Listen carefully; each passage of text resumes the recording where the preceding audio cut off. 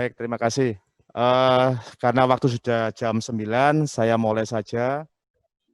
Selamat pagi rekan-rekan semua, assalamualaikum warahmatullahi wabarakatuh. Pada pagi ini kebetulan kami mendapat tugas dari pimpinan untuk Zoom meeting ya, kita sharing. Karena ada beberapa pertanyaan atau sering sekali pertanyaan dari rekan-rekan baik di Polda maupun di jajaran Ini itu terkait dengan oh, isolasi iya. mandiri.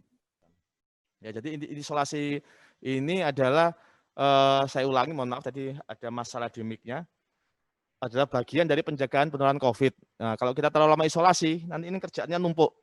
Kadang-kadang teman-teman kantor juga nggak masuk-masuk, si A ini sudah 2 minggu, 3 minggu nggak masuk-masuk. Nah, akhirnya pimpinan marah-marah karena tugas tidak selesai-selesai.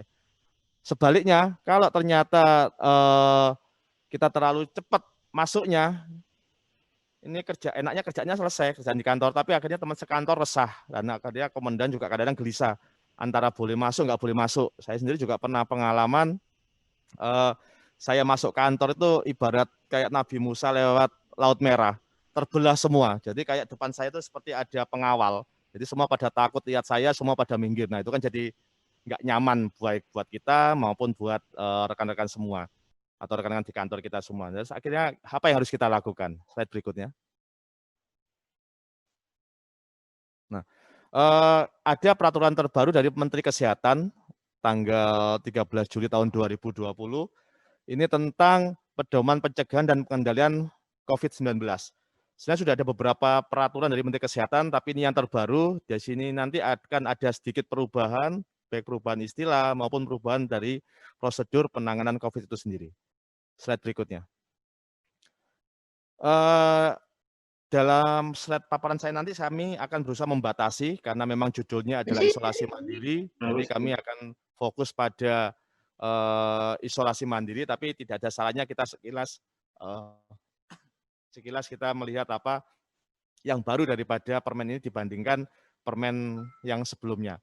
Yang pertama adalah masalah istilah sendiri. Kalau di permen atau peraturan menteri sebelumnya ada istilah OTG, ODP maupun PDP. Namun di permen yang baru ini sudah nggak ada lagi, dan saya rasa teman-teman juga sudah banyak melaporkan atau sudah rutin melaporkan tentang istilah suspek. Tapi saya rasa juga tidak semua teman-teman tahu juga apa itu kasus suspek. Jadi suspek itu adalah gabungan dari OTG, ODP, dan PDP.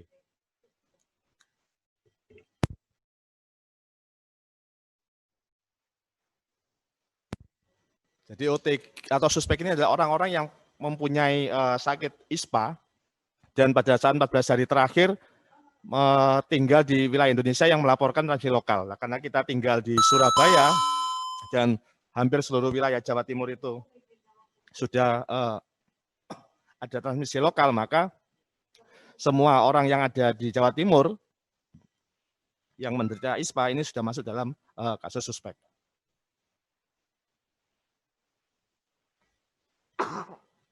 Kemudian bisa juga orang-orang yang pada 14 hari terakhir ini riwayat kontak dengan pasien konfirmasi kasus COVID. Dan yang C adalah mereka dengan ispa berat atau pneumonia yang membutuhkan perawatan di rumah sakit, dan kemudian tidak ada gambaran klinis lain yang meyakinkan. Jadi misalnya yang C ini kita curiga dia sakit tumor paru, tapi nggak ada gambar atau fotonya, maka kita bisa asumsikan dia sebagai kasus suspek. Ya, jadi selama tidak ada bukti bahwa yang bersangkutan itu sakit paru selain COVID, maka kita anggap dulu sebagai pasien dengan COVID atau dengan suspek. Slide berikutnya. Kemudian yang berikutnya kasus probable. Jadi ini adalah mereka yang kasus suspek tapi belum ada hasil dari PCR-nya. Belum ada hasil dari PCR-nya. Kemudian kalau sudah ada hasil PCR, maka hasil dan kasusnya positif, maka dia masuk dalam kasus konfirmasi. Kasus konfirmasi sendiri ada dua macam, yang pertama dengan gejala, yang kedua tanpa gejala. Slide berikutnya. Kemudian saya juga masuk dalam istilah yang sebagian rekan-rekan kita pasti sudah tahu apa yang dimaksud dengan komorbid, tapi mungkin juga sebagian belum tahu apa yang dimaksud dengan komorbid. Komorbid itu adalah penyakit penyerta. Istilah ini sering kita dengar kalau kita misalnya ada teman, ada anggota, ada rekan, ada tetangga yang kemudian sakit, kemudian meninggal karena COVID, selalu bertanya, komorbidnya apa? Penyakit penyertanya apa? Nah ini, jadi komorbid itu ada suatu penyakit penyerta yang dalam kasus COVID ini, sesuai dalam permen tersebut, itu dibagi atau terdiri dari 10 jenis. Yang pertama adalah diabetes atau kencing manis, yang kedua terkait geriatri, geriatri ini usia tua. Usia tua itu di undang-undang disebut, ada beberapa literatur, ada yang menyebutkan di atas 50, ada yang menyebutkan di atas 60. Tapi yang usia tua kalau di kita di atas 55 kalau menurut peraturan undang-undang dari Kementerian Kesehatan. Yang berikutnya adalah penyakit autoimun. Autoimun ini mungkin saya rasa teman-teman juga banyak sering dengar seperti penyakit lupus, rheumatoid arthritis, itu juga termasuk dalam komorbid. Yang keempat adalah penyakit ginjal. Yang kelima dan keenam ini adalah penyakit jantung. STEMI dan NSTEMI ini adalah salah satu variasi dari penyakit jantung koroner. Kemudian yang berikutnya adalah darah tinggi, yang berikutnya adalah PPOK. PPOK itu sering terjadi pada pasien-pasien yang suka merokok bertahun-tahun. Jadi paru-parunya itu mengalami obstruksi kronis. Yang kesembilan adalah penyakit paru juga, yaitu tuberkulosa atau TBC. Ya, kemudian yang terakhir adalah penyakit kronis lain yang diperberat oleh kondisi penyakit COVID-19. Jadi 10 penyakit inilah yang kita sebut dengan atau masuk dalam kriteria komorbid dari COVID-19. Apa maknanya? Kalau pasien COVID-19 mempunyai penyakit penyerta atau komorbid ini, maka prognosis atau kemungkinan ke depannya itu lebih tidak baik atau lebih jelek dibandingkan mereka yang sakit COVID tapi tidak punya penyakit penyerta. Slide berikutnya. Nah, kemudian berikutnya juga dalam permen tersebut juga dilampirkan, sengaja saya lampirkan supaya nanti rekan-rekan banyak yang bertanya, saya swabnya hari ini kok di swab, besok kok enggak, atau saya hari ini di swab, besok di swab tapi sudah enggak ada gejala, saya pengen swab lagi. Nah, jadi dalam permen tersebut, peraturan menteri kesehatan tersebut juga sudah dijelaskan bagi mereka-mereka yang menjalani rawat inap, ini khusus yang rawat inap, maka akan dilakukan swab pada hari pertama dan hari kedua langsung. Hari pertama belum jadi hasilnya, hari kedua sudah dilakukan swab. Kemudian diterapi. Nah, pada hari ketujuh lah dilakukan swab ulang. Ya, pada hari ketujuh lah ini dilakukan swab ulang. Jadi kalau hasil terus untuk yang swab berikutnya sesuai dengan klinis. Karena kadang ada beberapa teman menanyakan, dok saya sudah nggak ada gejala, ini saya sudah 5 hari di opname kok bisa nggak ya saya minta swab duluan. Nah kadang-kadang bukannya kita nggak bisa, tapi ada pedomannya, ada acuannya. Kalau dilakukan pada sebelum hari ketujuh, pertimbangannya adalah pengobatan belum optimal, sehingga kalaupun di swab, ya sangat mungkin hasilnya nanti tidak sesuai dengan yang kita harapkan. Slide berikutnya. Nah, kemudian apa yang terjadi atau apa yang dilakukan pada pasien-pasien yang sudah terkonfirmasi. Jadi ini yang sedikit berbeda dengan peraturan Menteri Kesehatan yang sebelumnya. Jadi pada pasien-pasien tanpa gejala, maka dia diperkenankan untuk isolasi mandiri di rumah maupun di fasilitas publik yang dari pemerintah. Jadi kalau di beberapa Polres atau beberapa wilayah itu kadang-kadang Pemdanya menyediakan salah satu hotel untuk mereka-mereka yang positif, swabnya positif tapi tidak ada gejala, maka mereka dikarantina atau diisolasi di hotel tersebut. Diisolasi selama kurang lebih 10 hari. Nah, selama isolasi tetap harus dilakukan monitoring secara berkala, meliputi suhu tubuh, gejala, batuk, sesak, dan seterusnya. Kemudian setelah 10 hari dan tidak ada gejala, maka dia wajib kontrol ke FKTP, karena kita semua anggota Polri, maka kontrol ke FKTP Polri yang terdekat. Nanti akan dievaluasi oleh rekan-rekan di FKTP, apakah yang bersangkutan masih ada gejala dan seterusnya. Tapi kalau memang tidak ada gejala, nanti bisa diperkenankan untuk bekerja seperti biasa. Dan supaya teman di kantor atau urmin di kantor juga jelas, maka biasanya kita memberikan surat keterangan. Kalau di FKTP Polda, kita sudah memulai membuat surat keterangan buat mereka-mereka yang masuk dalam kriteria tanpa gejala dan sudah isolasi 10 hari tanpa ada gejala. Bagaimana yang sakit atau gejala sakit ringan, maka kurang lebih sama, tapi dia ditambah 3 hari bebas gejala. Jadi kurang lebih 13 hari atau 14 hari lah supaya gampang kita. 14 hari tidak ada gejala, monitoring, selama di rumah monitoring, gejala batuk, sesek, suhu tubuh, dan Jika memang masih greges, maka sementara bisa diberikan obat-obat yang sifatnya simptomatis. Simptomatis itu maksudnya obat sesuai gejala. Misalnya dia panas, kita berikan paracetamol, Mbak, ya seperti itu. Ya. Setelah 13 hari atau setelah 14 hari, maka kontrol juga ke FKTP atau poli terdekat untuk dilakukan assessment. Nah, nanti dari situ kalau memang sesuai dengan kriteria 3 hari bebas gejala dan sudah 10 hari menjalani isolasi mandiri, maka bisa bekerja seperti biasa. Dan kalau di kami buatkan surat keterangan sebagai pegangan buat yang bersangkutan untuk nanti menghadap ke pimpinan atau ke Urmin untuk administrasinya. Slide berikutnya. Nah, terus bagaimana mereka yang sedang sakit sedang ataupun mereka sakit tapi dengan penyulit atau dengan komorbid, maka sesuai permen tersebut, maka mereka harus dirawat di rumah sakit yang menjadi suatu tempat rujukan. Di sana akan dirawat sesuai dengan standar medis yang ada. Di sini saya membatasi tidak membahas tentang terapi-terapi di rumah sakit, sampai gejala menghilang dan pasien memenuhi kriteria pulang. Apa kriteria pulangnya? Adalah setelah tadi daftar swab, jadwal swab, maka swab yang hari ke-7 tadi dilakukan swab sebagai evaluasi harus 1 kali negatif. Selama itu belum negatif, meskipun tidak ada gejala, maka secara pedoman belum bisa dipulangkan. Belum bisa dipulangkan. Loh Dok, kalau saya udah nggak ada gejala, saya pengen pulang, saya pokoknya pengen pulang Dok, gimana caranya? Ya itu bisa, tapi dengan menandatangani surat pernyataan pulang atas permintaan sendiri.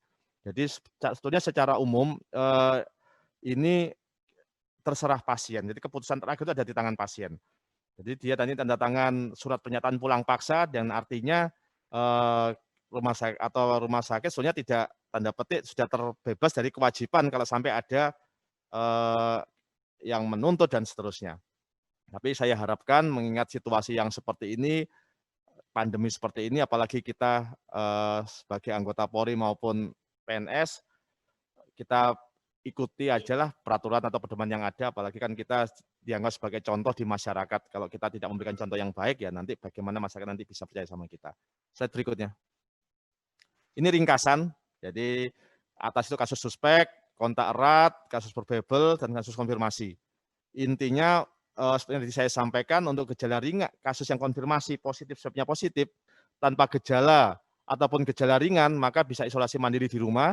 Setelah 10 hari atau 14 hari sesuai dengan gejalanya tadi, dia bisa datang ke FKTP untuk evaluasi medis lanjutan, tidak usah lagi dicek PCR, maka dan dia bisa dinyatakan kembali bekerja seperti biasa. Beda kalau dia dirawat inap, maka harus ada evaluasi PCR minimal 1 kali, hasilnya negatif baru dia bisa dinyatakan sehat. Tentu saja juga harus gejalanya juga harus sudah menghilang semua. Slide berikutnya.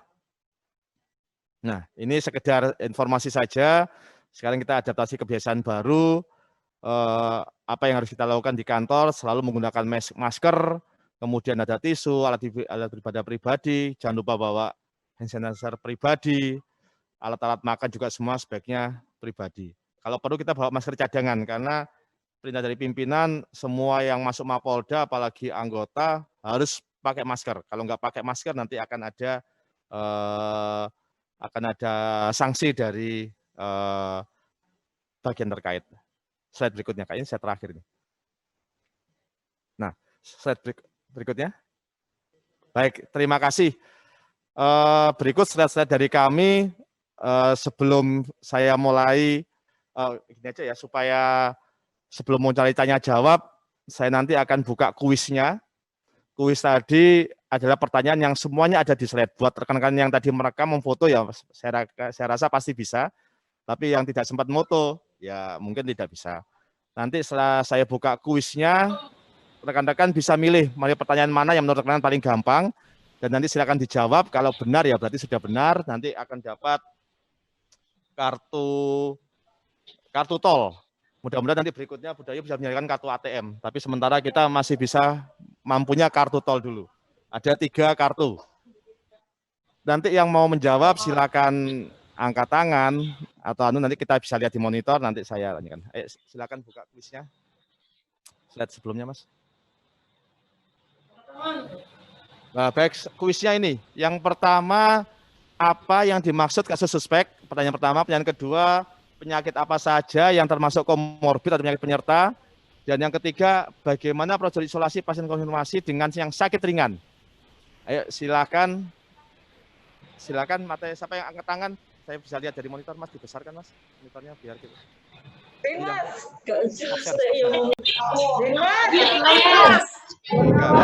Baik, ini yang mengangkat pertama BTIK, kemudian ini kan dari wilayah juga ada, jadi saya ambil kebijakan 2 dari jajaran Polda dan 1 dari wilayah ya.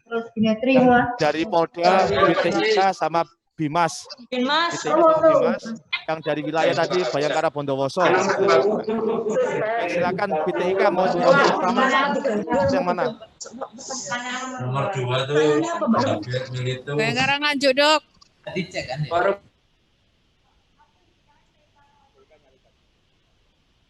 Silakan. Semua saya mute supaya tidak berisik, tidak rame. Silakan TIK dijawab mau milih yang nomor berapa silakan. Silakan di unmute dulu, TIK. Sana. Nomor 1, Bu. Oke, silakan. TIK nomor 1. Ibu namanya siapa? Kompol Happy. Oh, nggih, silakan Kompol Happy. Silakan dijawab yang mana, Bu? Yang paling gampang aja. Suspek adalah gabungan dari OTG, ODP, dan PDP. Terus? Loh, kan ada tadi lanjutannya. Terus apa, Bu, lanjutannya, Bu?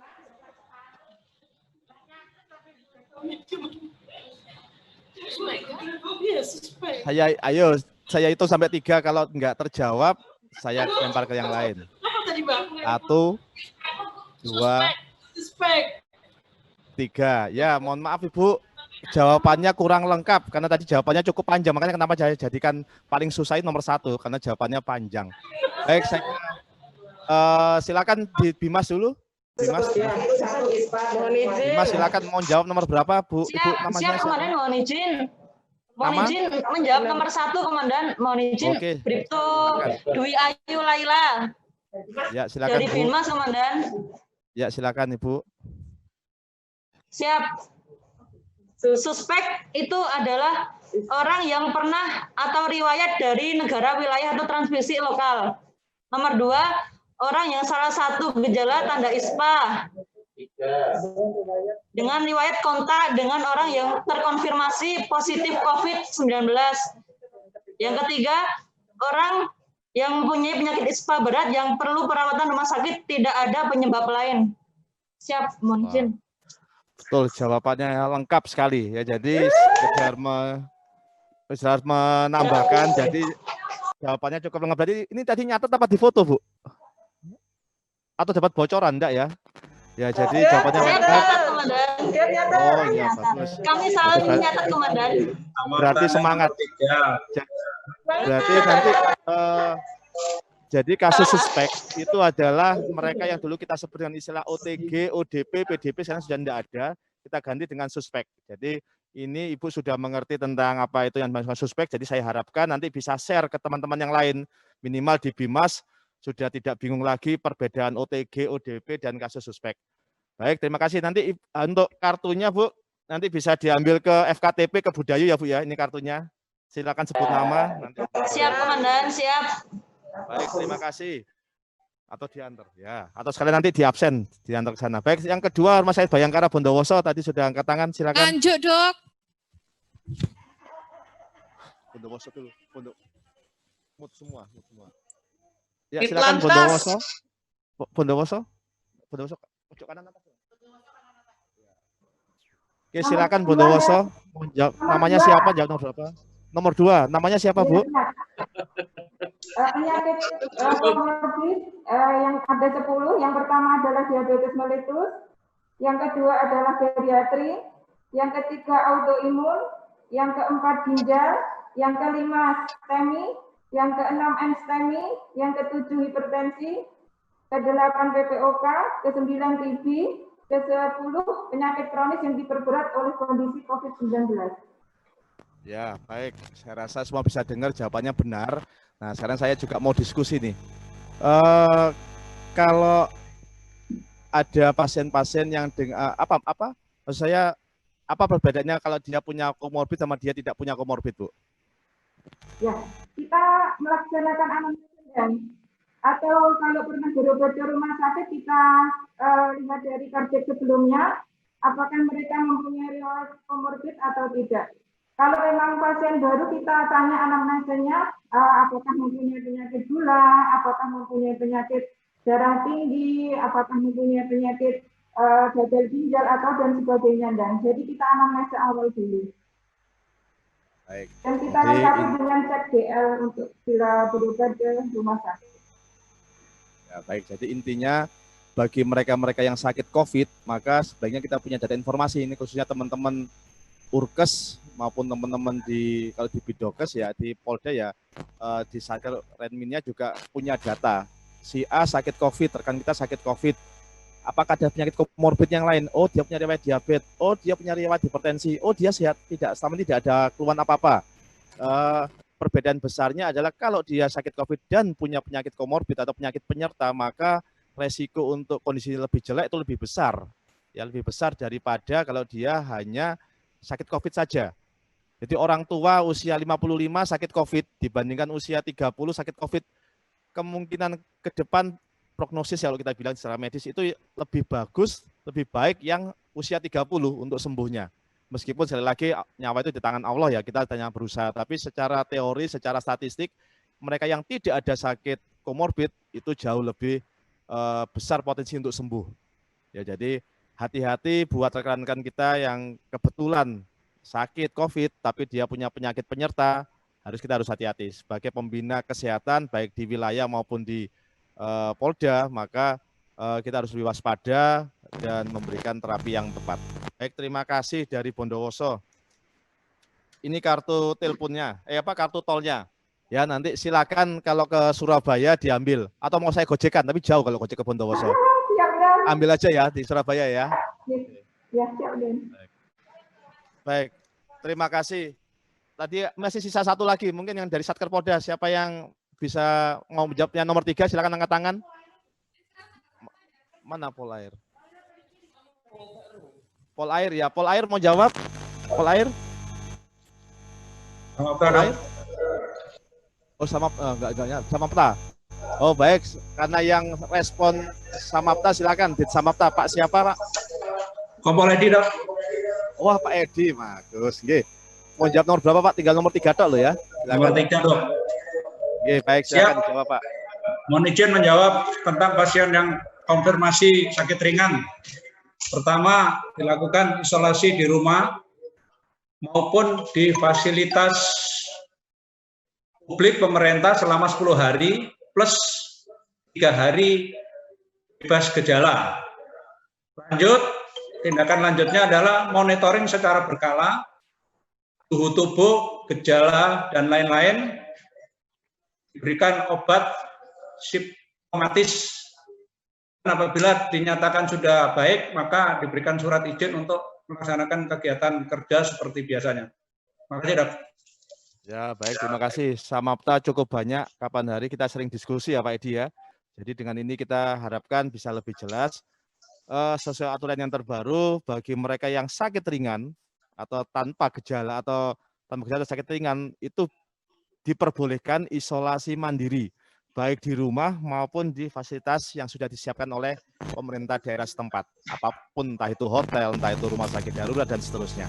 Tentu saja selama yang bersangkutan menjalani isolasi mandiri, bukannya jalan-jalan keluar, bukannya ke TP, ke mall, dan seterusnya, tapi tetap isolasi mandiri dengan sesuai protokol kesehatan. Kita kapan hari Dokes sudah pernah mengeluarkan TA tentang petunjuk isolasi mandiri, dan saya rasa itu sudah nyampe ke semua kurang lebih beberapa bulan yang lalu. Tapi itu pun kalaupun kita lupa, kita nggak baca, kita bisa lihat di media cetak, di media massa tentang isolasi mandiri. Intinya selama isolasi itu mandiri benar-benar di rumah. Kalau di rumah ada saudara, ada keluarga, ya kita di kamar. Ya, jadi apakah di kamar terus? Tidak harus. Artinya kita tetap diperkenankan olahraga ringan, berjemur di pagi hari, ya. Kemudian selalu protokol kesehatan, cuci tangan, masker, dan seterusnya. Dan jangan lupa selalu dipantau. Kalau di Bidokes, kapan hari kita sering membuat grup WA, grup WA yang isinya buat ada yang untuk waktu saat itu buat rekan-rekan yang sedang positif swab-nya kita share di grup WA, kita bikin grup WA, nanti kita share.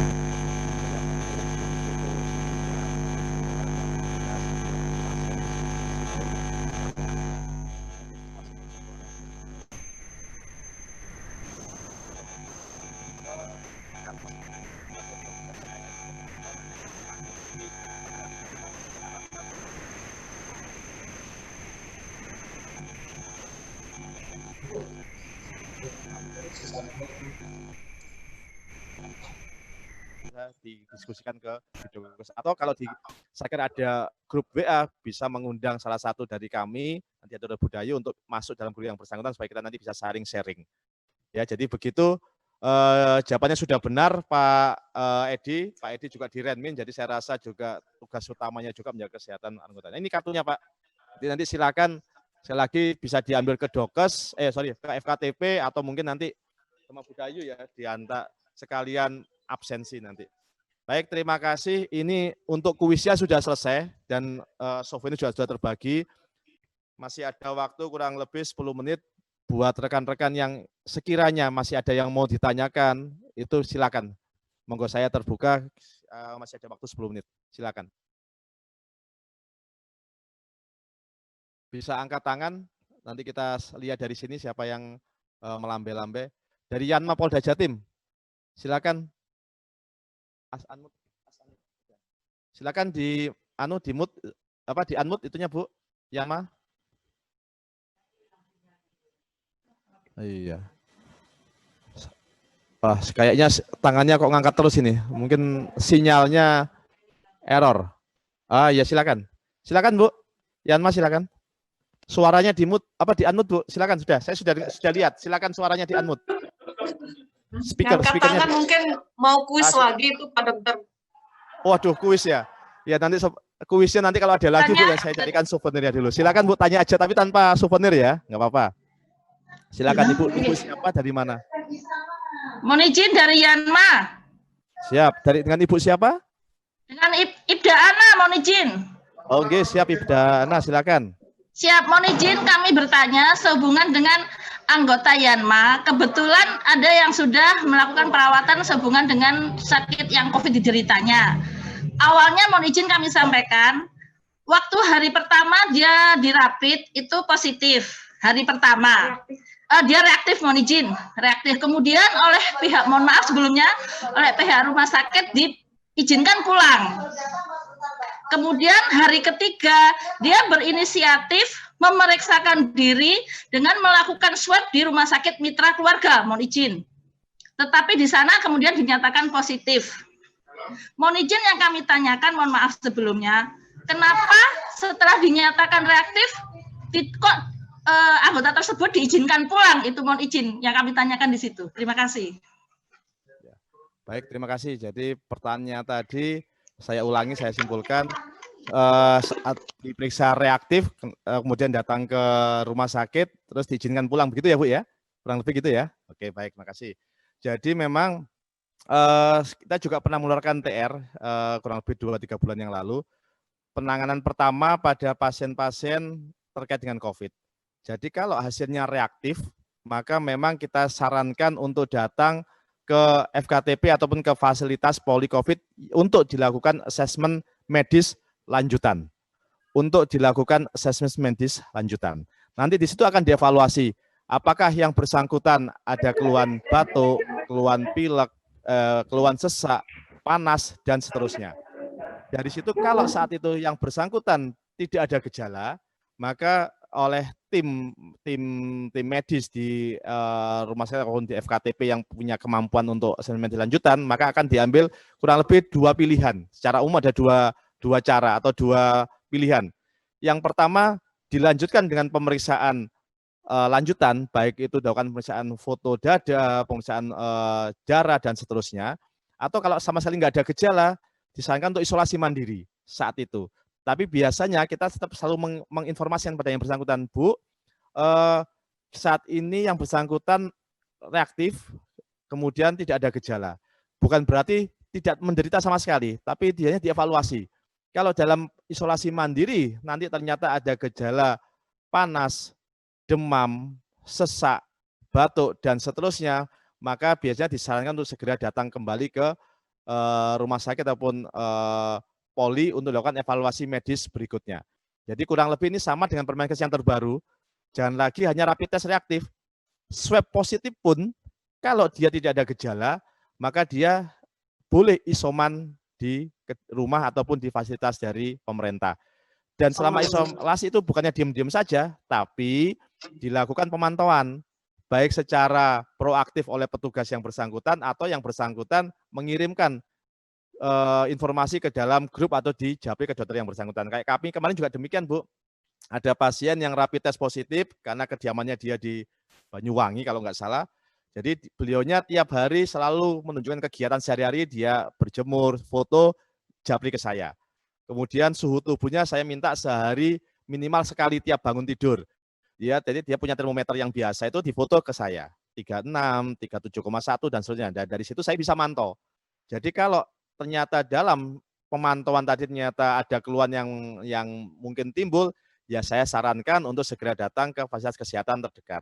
Nah, kembali yang ke tadi, saya rasa menurut saya sih sudah benar yang dilakukan oleh fasilitas kesehatan yang pertama tadi untuk isolasi mandiri. Mungkin saat itu tidak ada gejala, tapi 2-3 hari kemudian baru gejala muncul dan akhirnya yang bersangkutan secara mandiri swab tadi ya. Nah, kalau swabnya positif, sebetulnya ya kembali lagi. Kalau swab positif tanpa gejala masih boleh isolasi mandiri. Tapi kalau swab positif dengan gejala sedang atau gejala ringan tapi ada penyulit, dia usia tua, dia diabetes, dia gagal ginjal. Jadi meskipun cuma batuk pilek aja, ya udah wajib untuk perawatan di rumah sakit rujukan untuk dievaluasi. Mungkin demikian ya, Ibu. Mungkin ada yang mau ditanya yang ditanyakan?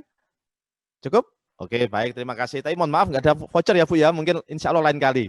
Ya nanti Bu Sally yang ngasih. Baik, terima kasih. Ada lagi yang lain? Silakan dari mana nih? Lalu lintas ya? Siap. Di lantas Polda. Silakan Ibu, dari siapa? Namanya siapa? Dari Kompol Kasiani, dokter. Mohon izin. Oh, Bu Kasiani. Siap. Silakan Ibu. Mohon izin. Tadi sudah dijelaskan dokter bahwasannya swab pertama, swab kedua, dalam artian hari pertama, hari kedua, kemudian lompat ke hari ke-7. Nah, ini mungkin ada hubungannya dengan saya pernah tahu dokter bahwasannya ada seseorang melaksanakan swab ternyata reaktif. Kemudian jarak 2 hari beliau melaksanakan swab lagi di tempat yang lain, ternyata hasilnya negatif. Nah, mohon izin ini ada kesalahan tes atau memang demikian. Terima kasih dokter.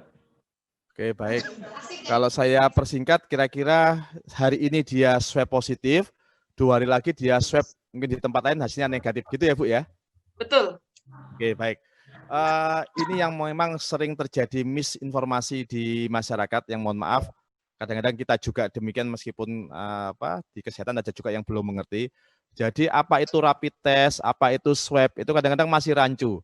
Sedikit saya informasikan, rapid test itu dia mendeteksi antibodi atau saya bilang polisinya.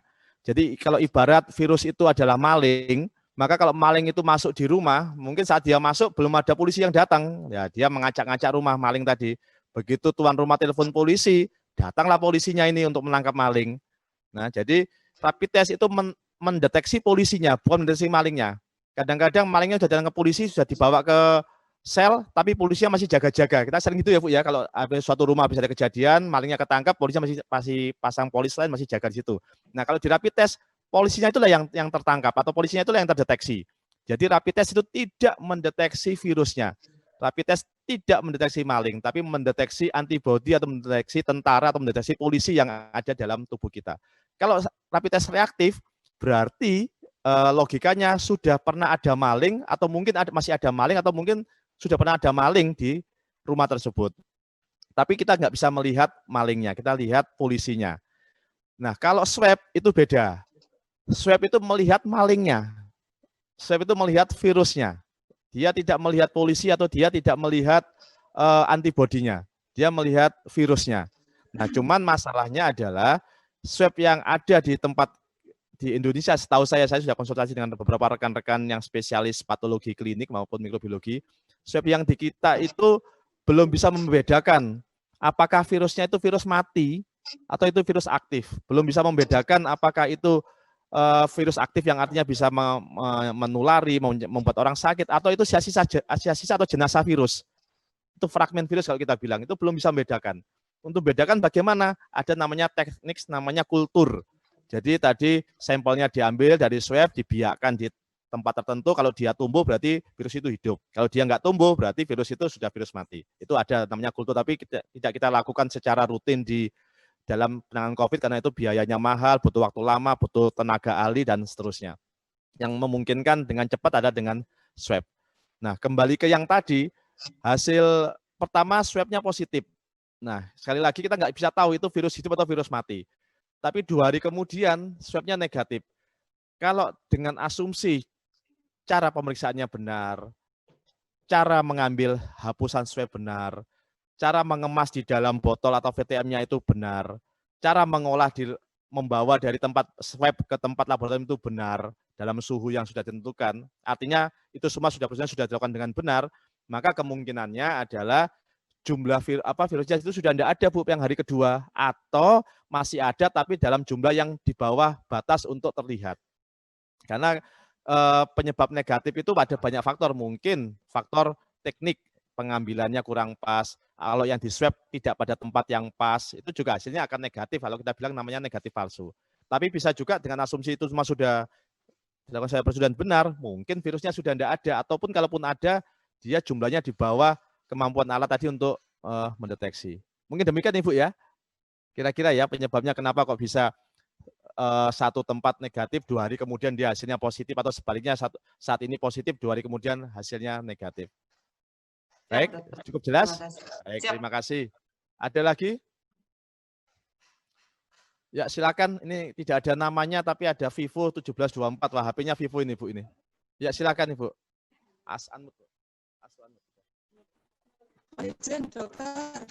Nggih, siap. Saking pundi? Saya Hayati dari Silakan dokter. Mohon izin bertanya. Seperti yang kami dengar, itu pada saat musim pandemi kan di seluruh dunia kan ada semua. Pas kapan itu di media massa. Ibu izin, mohon maaf suaranya putus-putus. Sinyalnya agak mungkin ya. Nah, itu mereka itu keluar, jadi mereka mengabaikan physical distancing, mereka keluar, mereka bermaksud supaya dengan mereka keluar itu mereka jadi sakit dan tersebut mereka mendapatkan kekebalan. Apakah itu benar, Dok?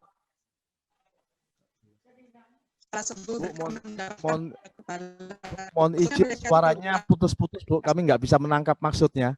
Atau di chat aja Bu, di chat di bawah itu ada masalah chat, coba Ibu chat, nanti kita coba baca dari situ. Suaranya Ibu putus-putus, kita nggak dengar maksudnya. Coba mungkin sambil menunggu Ibu ngechat atau tadi bisa ke Japri saya atau ke Bu Dayu, mungkin ada lagi yang lain Bu? Ada lagi yang lain yang mau bertanya? Enggak jelas suaranya. Mas Dian, panah atau apa? Kanan. Apa mungkin ada tanya? Kanan. Ya. Dan berikutnya, mungkin ada yang mau tanya, silakan angkat tangan. Masih ada waktu 2 menit lagi. Lagi kanan. Ada balik nomor 1. Nanti dari rumah. Baik, kayaknya sudah nggak ada yang bertanya. Saya tadi sudah ngecek, belum ada yang angkat tangan. Oh ini Pasuruan. Oh ini Pasuruan, silakan. Oke, mohon izin dokter, saya mau tanya. Saya Putri dari Polres Pasuruan. Dokter izin kalau seandainya ada pasien yang sudah rawat inap di rumah sakit, lalu pasien tersebut memutuskan untuk pulang paksa, dokter, anggota. Kami sebagai tim Urkes untuk follow up-nya gimana nggih, dokter? Sedangkan untuk swab kan pastinya harus di rumah sakit. Seperti itu, dokter. Baik, terima kasih. Ini pertanyaannya ada anggota kemudian dirawat tapi pulang paksa gitu ya Bu ya. Artinya belum dinyatakan pulang oleh rumah sakit tapi yang bersangkutan minta untuk pulang paksa. Jadi Siap, saya betul, betul. sampaikan sebetulnya secara hakiki hak asasi manusia itu keputusan pasien itu adalah hak yang harus kita hormati. Itu mutlak itu.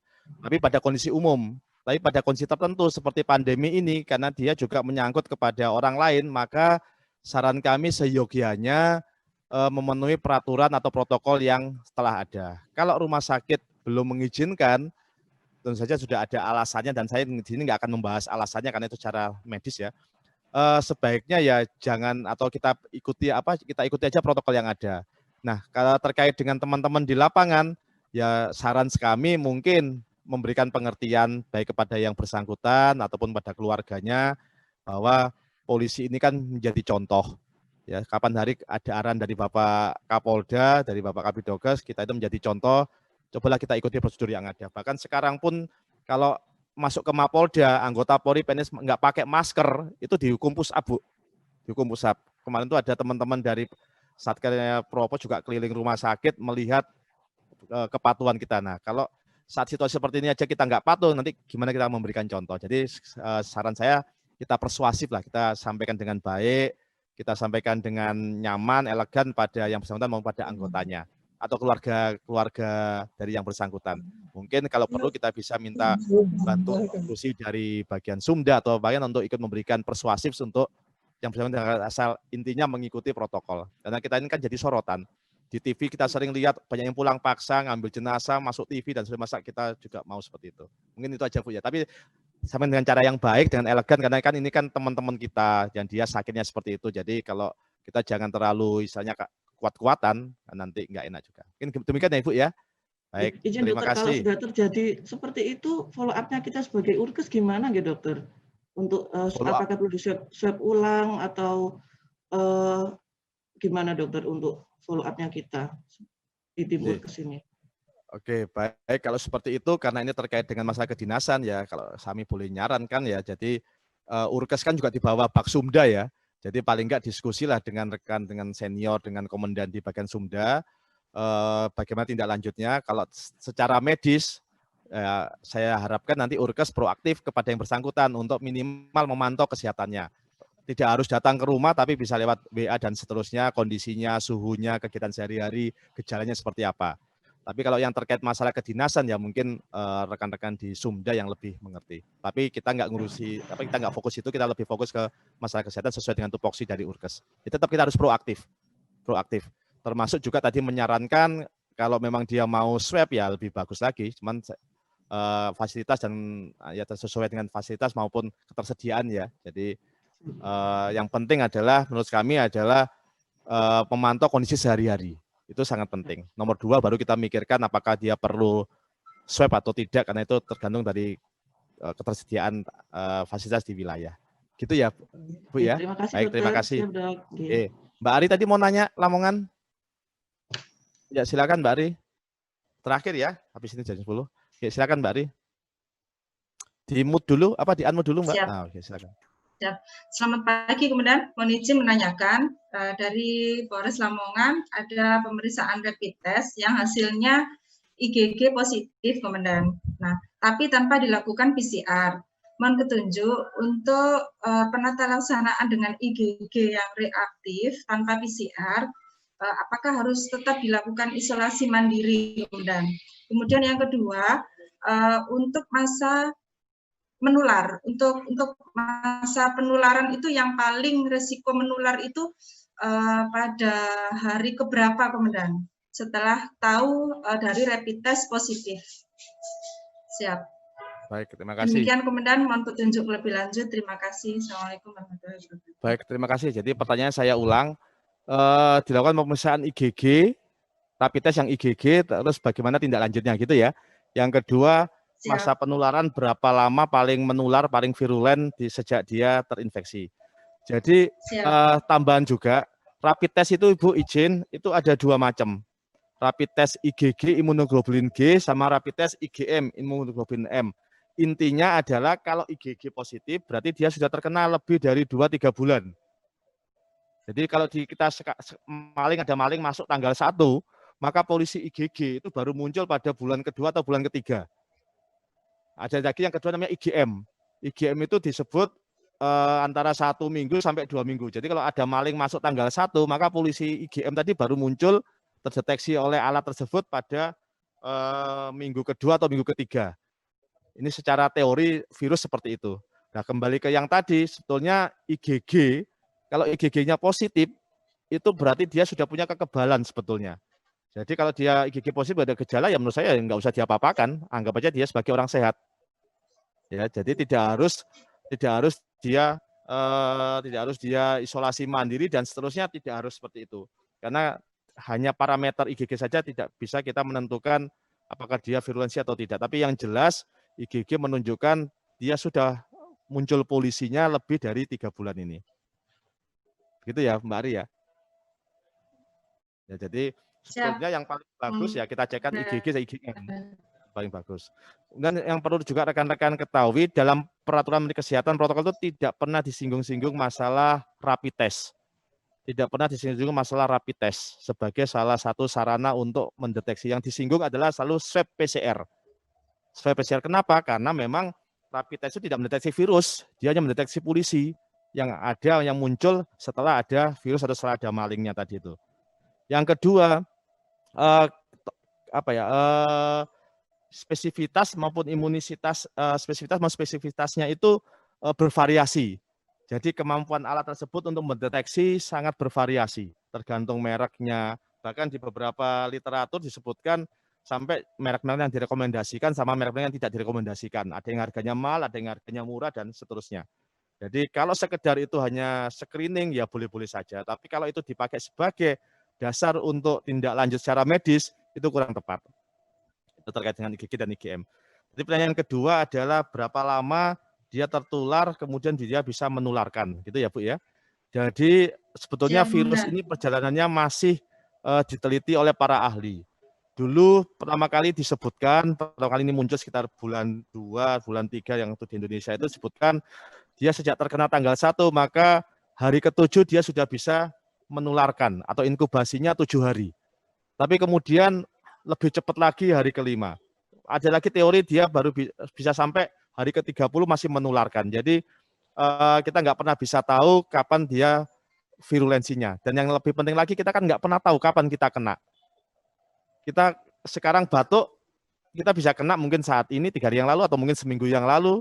Jadi kapan dia menularkannya itu tidak terlalu penting buat masalah medis, tapi gimana cara kita pencegahannya supaya dia tidak menular dan kita tidak tertular.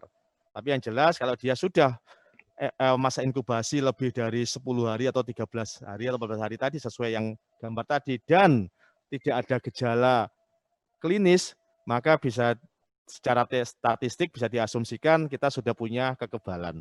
Dan saat itu kita setelah di-assessment medis lanjutan oleh poliklinik ataupun oleh FKTP, maka kita diperkenankan untuk masuk kerja seperti biasa, tapi tetap harus selalu menekankan atau melaksanakan protokol kesehatan sesuai dengan ketentuan yang berlaku.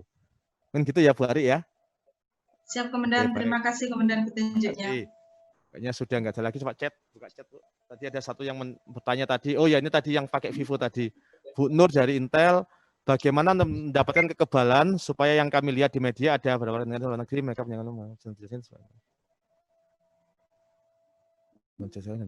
Oke, baik. Secara umum Bu Nur ini menanyakan bagaimana mendapatkan kekebalan. Jadi kekebalan bisa kita dapatkan dengan 2 cara sebetulnya. Kalau kita kena kemudian kita sembuh dari virus, biasanya tubuh kita sudah membentuk antibodi atau polisi tadi itu yang bisa melawan virus tersebut. Yang kedua dengan cara vaksinasi. Nah untuk vaksin kita sudah baca sama-sama di berita, baru proses uji coba, nanti mungkin baru tersedia di awal tahun mudah-mudahan. Kalau sakit setelah sembuh mengharapkan kekebalan, ya itu harapan. Tapi sekali lagi virus ini virus yang baru Ibu. Kadang-kadang setelah kita terkena pun bisa saja kemudian kita sembuh, kemudian bisa saja kena lagi. Ada 2 teori. Kita reaktivasi dari infus yang sudah mati tadi muncul lagi, atau mungkin kita kena yang baru yang virusnya yang baru tadi sudah bermutasi. Jadi sampai sekarang memang masalah kekebalan pada virus COVID ini masih belum sejelas pada virus cacar dan seterusnya. Kita masih dalam proses penelitian. Mungkin demikian Ibu. Nanti kalau belum jelas nanti bisa WA lagi. Baik, saya rasa Mohon maaf teman-teman, terima kasih waktunya. Ini sudah jam 10 lebih 5 menit, sudah lebih 5 menit daripada yang diharapkan. Sekali lagi kami berterima kasih rekan-rekan menyempatkan waktunya untuk kita Zoom meeting. Nanti ilmu yang sudah dapat bisa kita bagi buat teman-teman yang ada di kantor. Kalau masih ada yang belum jelas nanti bisa datang ke Bidokes atau mungkin bisa dengan Japri. Sekali lagi terima kasih atas perhatiannya. Semoga bermanfaat buat kita semua. Wassalamualaikum warahmatullahi wabarakatuh. Waalaikumsalam warahmatullahi wabarakatuh.